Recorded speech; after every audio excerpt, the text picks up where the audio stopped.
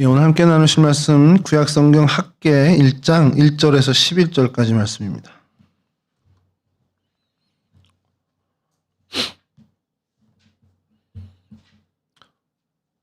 학계에서 1장 1절에서 11절까지 말씀인데 저는 한 절씩 교독하시죠. 다리우스 왕 2년 여섯째 달 그 달 초하루에 학계 예언자가 주님의 말씀을 받아서 스알디엘의 아들 수룹바벨 유다 총독과 여호사닥의 아들 여호수아 대제사장에게 전하였다.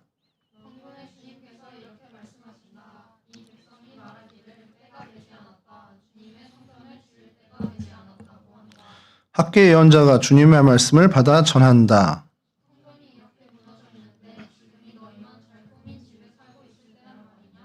나 만군의 주가 말한다. 너희는 살아온 지난 날을 곰곰이 돌이켜 보아라.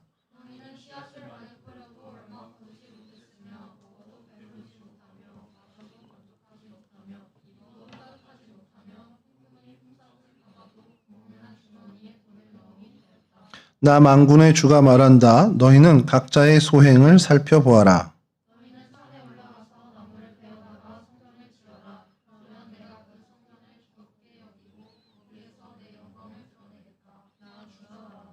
너희가 많이 거두기를 바랐으나 얼마 거두지 못했고 너희가 집으로 거두어 들였으나 내가 그것을 흩어버렸다. 그 까닭이 무엇이냐? 나 만군의 주의 말이다. 나의 집은 이렇게 무너져 있는데 너희는 저마다 제 집 일에만 바쁘기 때문이다. 우리 함께 하시죠. 내가 땅 위에 가뭄 들게 하였다. 산 위에도 곡물과 새 포도주와 기름 위에도 밭에서 나는 모든 것 위에도 사람과 짐승 위에도 너희가 애써서 기르는 온갖 것 위에도 가뭄이 들게 하였다. 아멘. 예, 첫 페이지 먼저 보여주시죠.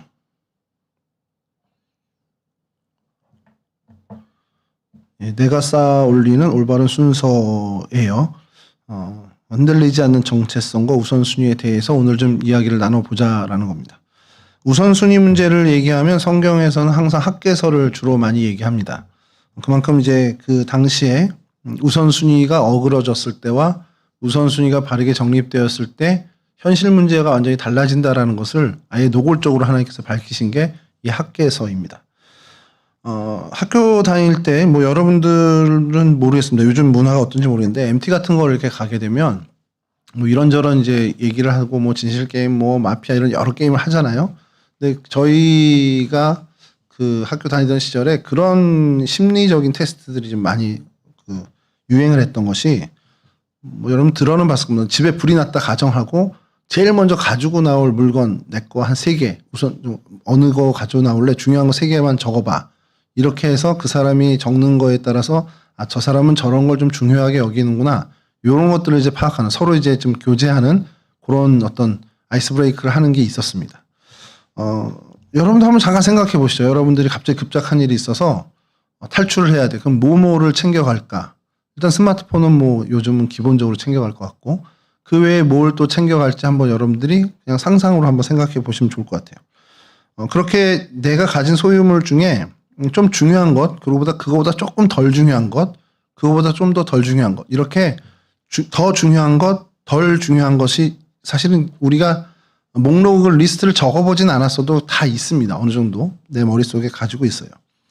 그럼 이제 물건 말고 여러분들이 하는 일들, 여러분들이 좀 학교에서 하는 일, 아니면 집에서 하는 일, 교회에서 하는 일이 있죠.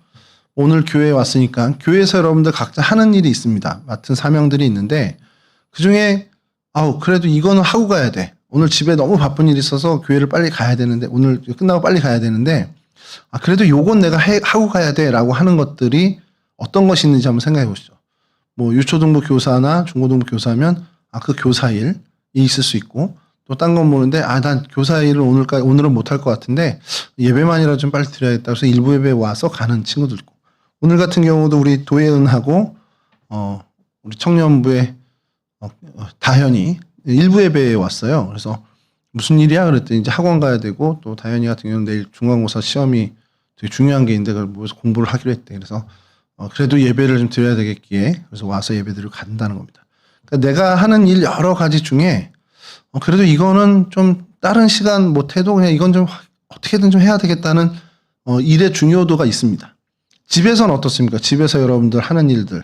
여러분 집에 학교든 아니면 어디 직장이든 끝나고 집에 들어갔어요. 그리고 제일 먼저 하는 일, 뭐 그 일의 순서도 있겠지만, 그래도 나 이거 내가 맡은 일 이거는 해놔야 돼. 예를 들어서 뭐 청소를 맡았다 그러면, 내가 다른 건 못해도, 내가 샤워는 못해도 청소는 해야 돼. 이런 어떤 일들이 혹시 있을 수 있습니다. 내가 청소는 못해도 밥은 지어놔야 돼. 뭐 이런 일이 있을 수 있겠죠. 그런 일의 중요도에 따라서 있고 또 다른 의미에서는 시간의 순서에 따라서 해야 하는 일이 다를 수도 있습니다. 예를 들어서 밥을 하는 것들 한번 생각해요. 밥을 지어보신 분들은 제일 먼저 하는 게 뭡니까? 밥을 지을 때. 영문아 밥 지어봤니? 제일 먼저 뭐 해? 밥 지을 때? 불리는. 역시 고차원이군. 난 씻기만 하는데 불리진 않고. 어쨌든 쌀을 불리고 씻고 그 다음에 솥에 안 치는 거죠. 전기밥솥이든 압력밥솥이든 그래야 밥이 됩니다. 뭐 솥에다 먼저 생쌀을 넣고 그 다음에 뭐 끓인 다음에 나중에 밥이 된 다음에 씻을 수는 없는 거잖아요. 그렇게 어떤 일에도 순서가 있다라는 거예요. 근데 그 순서가 중요도를 분명히 얘기하는 건 아니지만 사람들의 대부분의 삶은 중요한 것부터 먼저 하는 그런 무의식적으로 그렇게 진행하는 삶의 방식이 있다라는 겁니다. 오늘은 좀 그 얘기를 좀 하려고 그래요. 그래서 가진 물건도 중요도가 있고 내가 맡은 일도 그 중요도가 좀 다르고 그리고 또 하나 나가서 여러분들의 정체성에 있어서 여러분들의 신분이라고 하죠. 신분 중에 어떤 신분을 가장 중요하게 여기는지도 한번 생각해 보는 시간을 좀 가지려고 합니다. 영문이 같은 경우는 어떤 신분을 갖고 있죠? 지금 신분이라는 게 뭐 신분증이 아니라 부모님한테는 아들이고 교회에 와서는 청년부원인데 동시에 유초등부 아이들한테는 선생님이에요. 여러 신분이 있습니다. 그걸 이제 정체성이라고 우리가 얘기를 하자면 그 여러 정체성 중에 그래도 제일 중요한 정체성이 뭘까라는 것을 한번 생각해 보자는 거예요. 다음 페이지 보여주시면 요 얘기를 하는 겁니다. 이제 순서가 있는데 내 마음속에 나름의 순서가 존재합니다.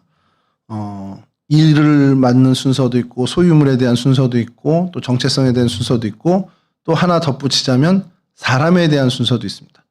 내 주변에 여러 사람들이 있는데 그 사람들도 보내는 시간과는 좀 뭐 비례될 수도 있겠지만 그것과는 딱 맞아 떨어지지 않는 진짜 중요한 사람들이 있어요. 여러 사람 중에.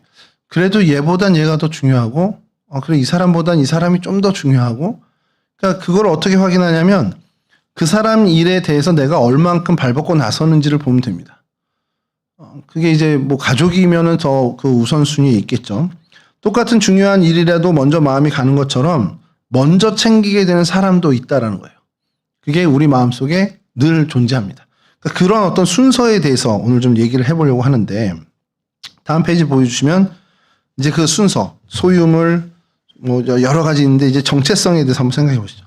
제 거를 하다 보니까 조금 중복된 게 예원이 아빠가 두 개가 들었어. 하나는 예훈이였는데 오타가 났나 봐. 예원이 아빠, 예훈이 아빠 동시에 되잖아요. 그리고 뭐 직장이라고 하면 뭐 팀장이라고 할 수도 있고 아들, 딸, 뭐 교학교 교사 뭐 여러 가지가 있어요.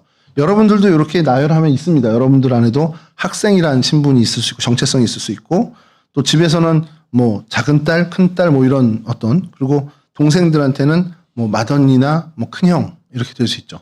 뭐 우리 예림자매도 동생이 둘이 있고 영문이도 동생이 둘이 있으니까 그 동생들에겐 그래도 뭔가 기대고 의지할 만한 그 맞이의 역할을 그런 정체성을 갖고 있을 수 있습니다.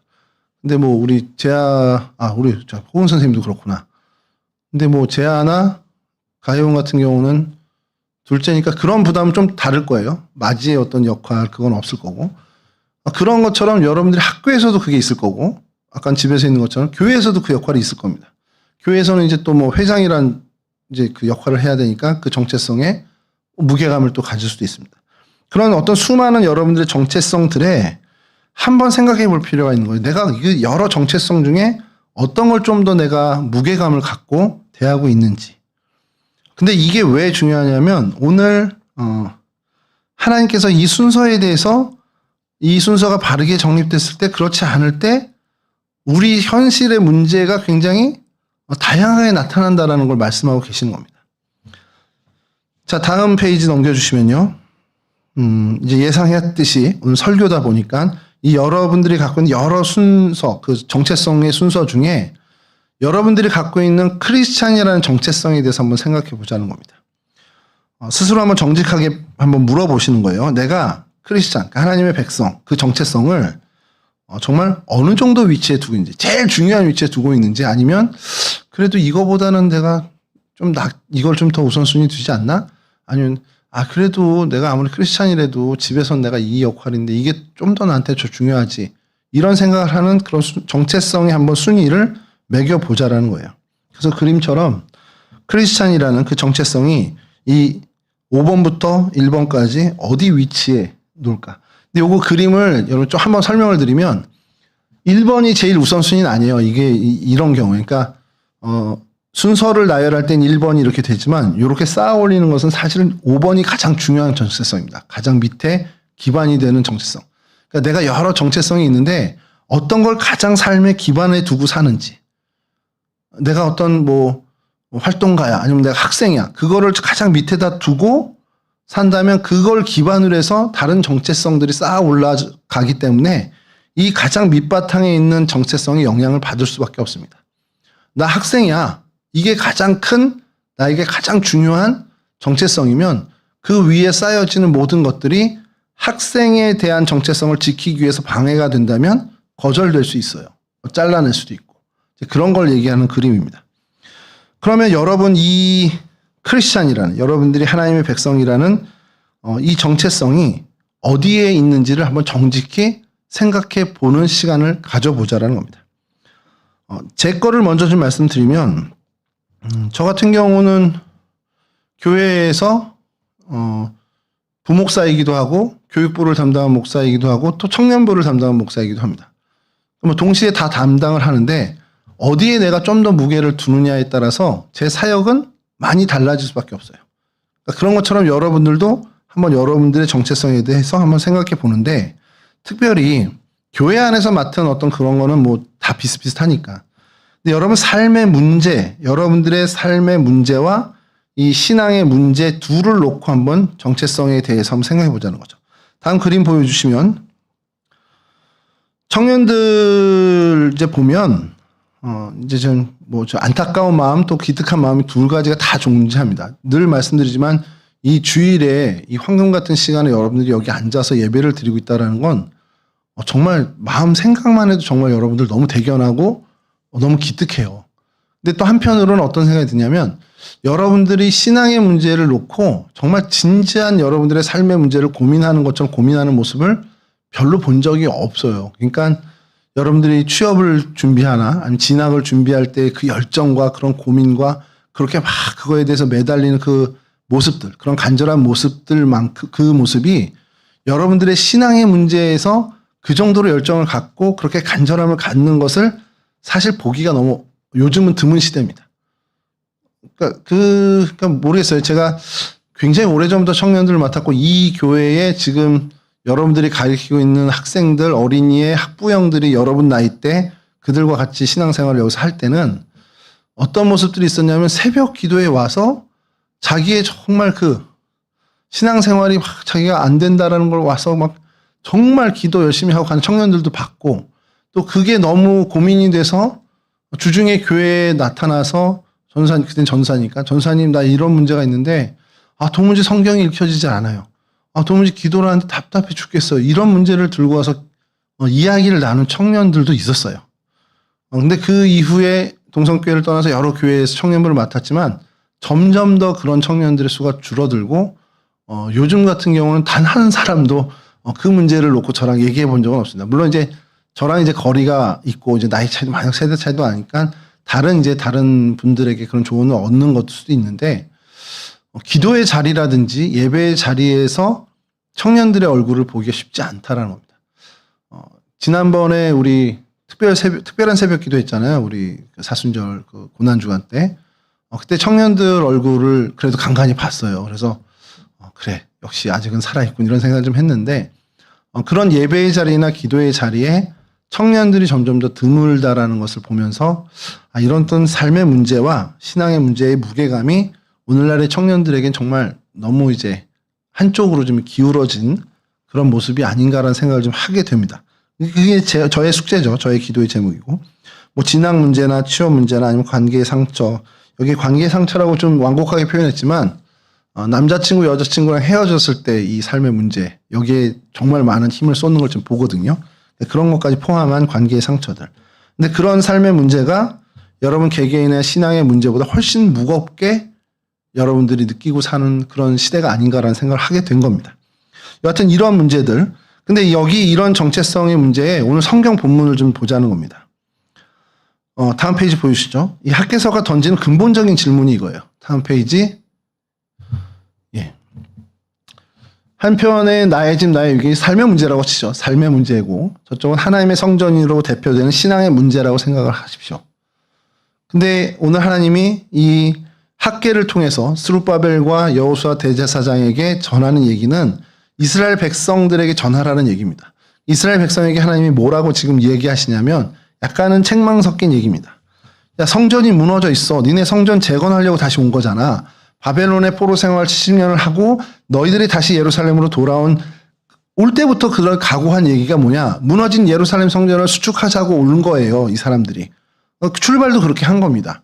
우리가 그리고 그 고레스 황제를 설득해서 이스라엘 민족 유대인들이 다시 복귀하게 된 것도 우리가 우리 하나님 섬기는데 그 성전을 재건하고 싶습니다 해서 그 간청을 해서 이제 허락을 받고 오게 된 거란 말이에요.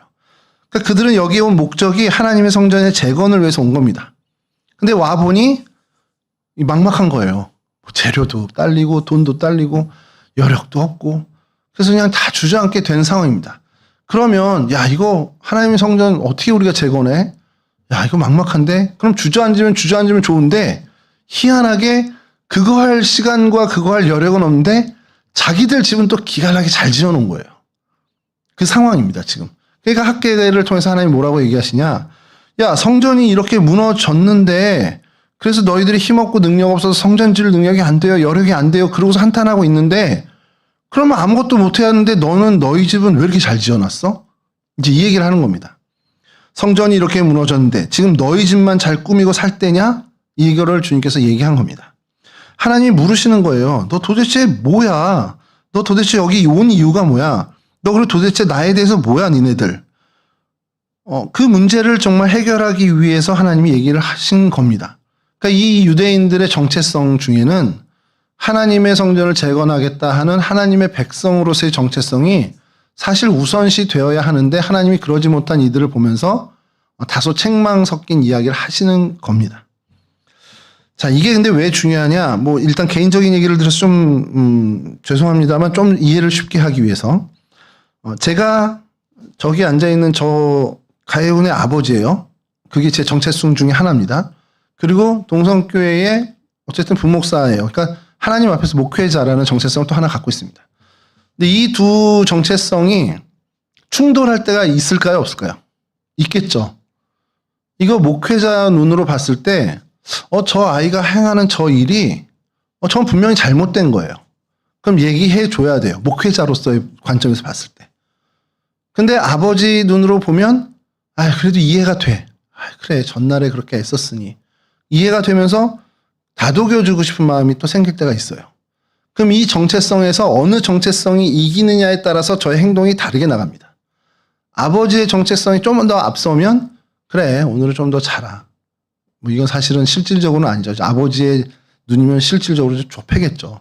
근데 어쨌든 그렇게 아버지의 정체성으로서 얘기할 거고 목회자로서의 어떤 정체성이 좀 더 이 정체성에서 우위가 돼서 이야기를 한다면 야, 너 기도해봐. 하나님이 너의 이런 모습을 좋아하시겠니? 라는 얘기를 하겠죠. 그러니까 저의 행동의 결정이 어느 정체성이 우위에 있냐에 따라서 나오는 행동의 형태가 달라질 수밖에 없습니다. 근데 그걸 얘기하는 거예요. 자, 근데 이게 왜 중요하냐 하나님이 얘기하시냐면 다음 페이지 보여주시죠. 아까 말씀드린 크리스찬이라는 유대인들, 하나님의 백성이라는 그 유대인들의 정체성이 밑바탕에 견고히 서야만 그 위에 쌓여지는 아, 우린 고난당하는 백성이야. 우린 성전을 지어야 할 사람들이야. 라는 이 정체성들이 쌓여져 가서 견고하게 쓰는 겁니다. 그렇지 못할 때 어떤 일이 벌어지냐? 1장 3절에서 5절을 제가 한번 다시 읽어드릴게요. 학계 예언자가 주님의 말씀을 받아 전한다. 성전이 이렇게 무너져 있는데 지금이 너희만 잘 꾸민 집에 살고 있을 때란 말이냐? 나 만군의 주가 말한다. 너희는 살아온 지난 날을 곰곰이 돌이켜 보아라. 자, 니네 지금 우선순위가 잘못됐어.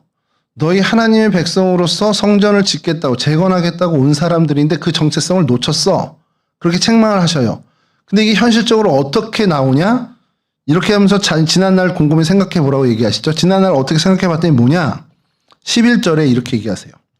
내가 땅 위에 가뭄을 들게 하였다. 산 위에도 곡물과 새포도주와 기름 위에도 밭에서 나는 모든 것 위에도 사람과 짐승 위에도 너희가 애써 기르는 온갖 것 위에도 가뭄이 들게 하였다. 이게 뭐냐면 우선순위가 잘못된 너희들의 그 모습으로 인해서 너희뿐만 아니라 세상이 병들게 된 거야. 이 얘기를 하시는 겁니다. 그래서 모든 한재, 모든 가뭄이 너희들의 삶의 자리에 임하게 돼서 계속해서 핍절한 생활을 할 수밖에 없게 됐다는 겁니다. 이유는 단 하나, 그 정체성이 바르게 정립되지 못했기 때문에. 이걸 오늘날 우리에게 좀 적용하면, 다음 페이지 좀 보여주시죠. 다음 페이지. 이 얘기입니다. 우선순위가 뒤바뀔 때 이런 가뭄이 온다는 거, 실제적인 가뭄이 오고 오늘날 우리에게 적용하면 영적 가뭄이 올 수밖에 없다는 겁니다.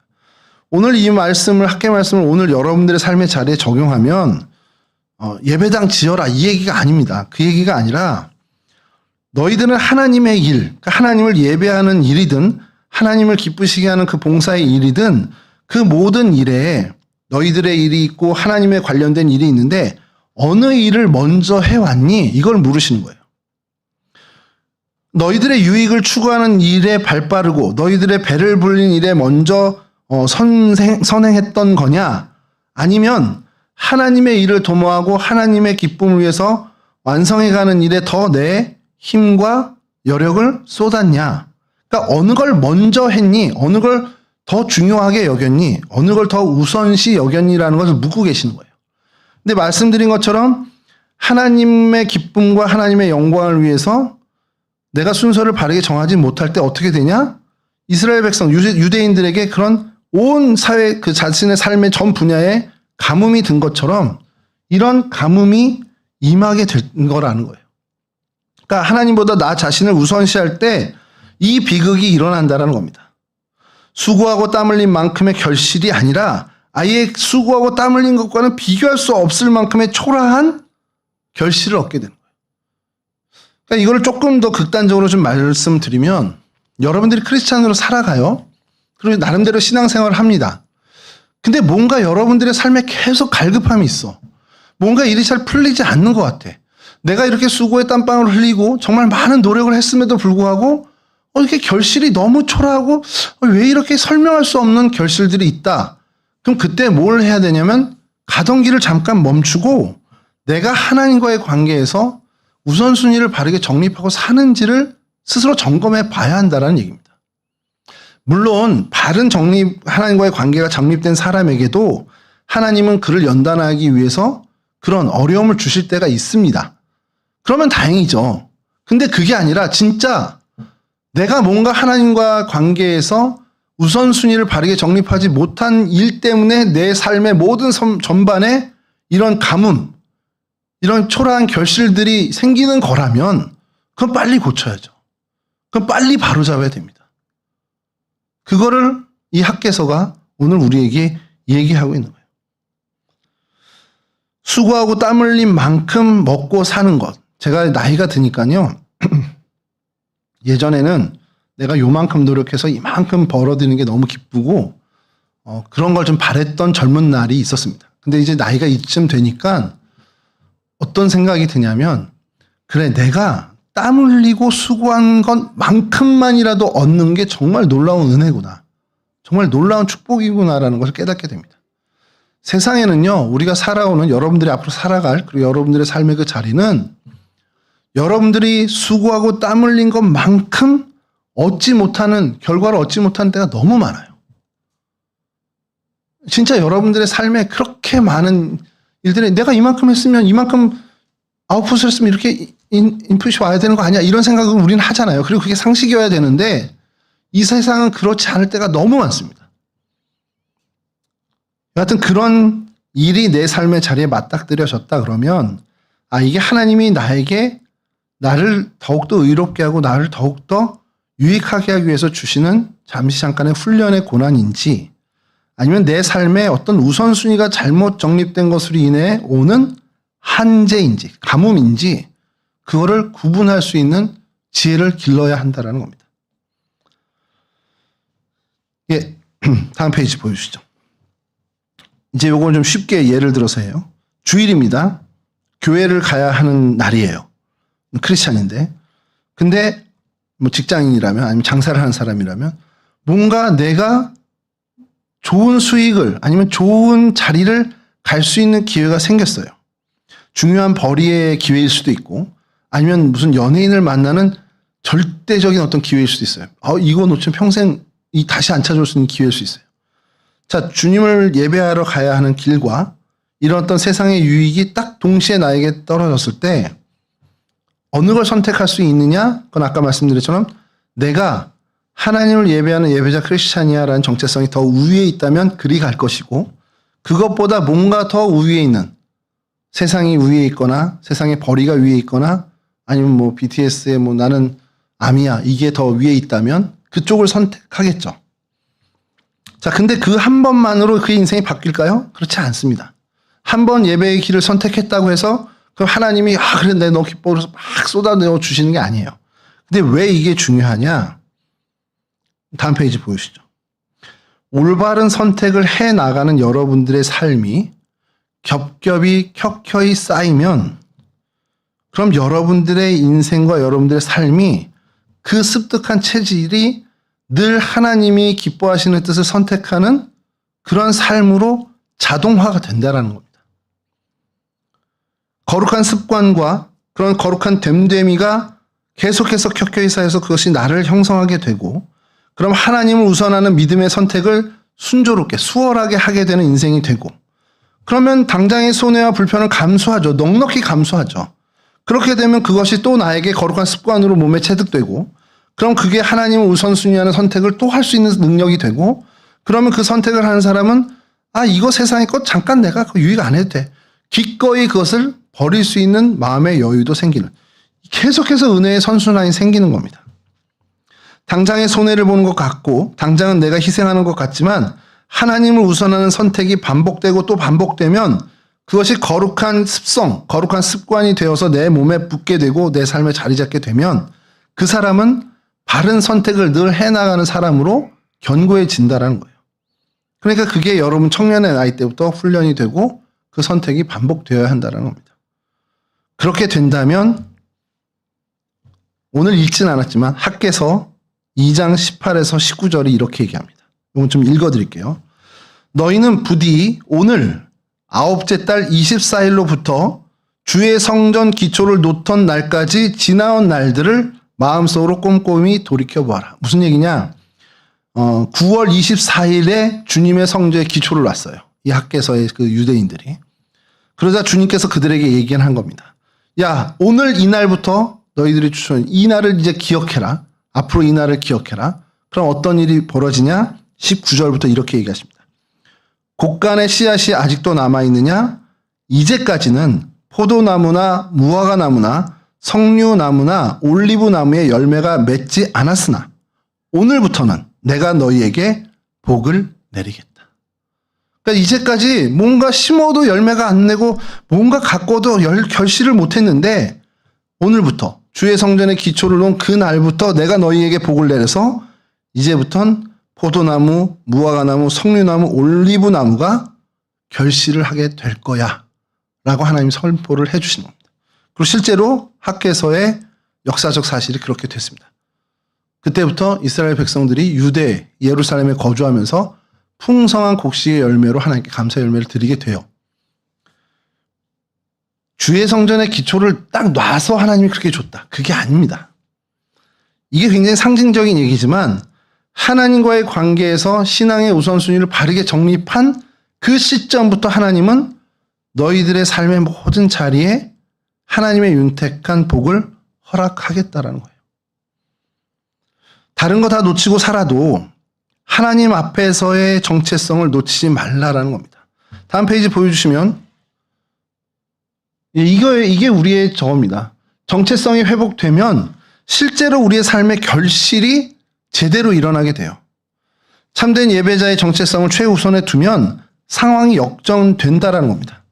내가 관계된 모든 삶의 분야에 하나님의 공급하시는 풍성한 은혜와 복이 흘러 들어오겠다고 제가 얘기하는 게 아니라 성경이 그렇게 약속하고 있습니다. 자, 이거를 좀 정리해서 단순히 도식화를 해보죠. 다음 페이지 보여주시면 내 중심의 삶이 됐을 때 우선순위가 내 집, 내 유익, 나의 배부름, 그러면 결과가 어떻게 되냐? 수고하고 땀 흘려도 그것만큼의 열매가 결실되지 않는다는 거예요. 영적인 상태도 마찬가지입니다. 모든 삶의 영역에 가뭄, 그 한계가 찾아온다는 거예요. 그럼 하나님 중심의 삶, 이거 바른 우선순위가 정립된 삶은 하나님의 일, 그리고 하나님을 예배하는 삶의 예배, 그러니까 우리 예배당에서 드리는 예배만이 아니라 내 삶이 전체적으로 하나님을 예배하는 삶이 되게 되면 결과는 모든 수고의 영역에 하나님의 은혜가 공급됩니다. 이건 제 얘기가 아니고 하나님이 약속하신 거예요. 영적 상태는 어떻습니까? 포도나무와 무화과나무의 풍성한 결실과 같은 상징이지만 그런 결실하는 인생으로 하나님이 삼아 주시겠다는 거예요. 그래서 마지막 페이지 이겁니다. 오늘 결론.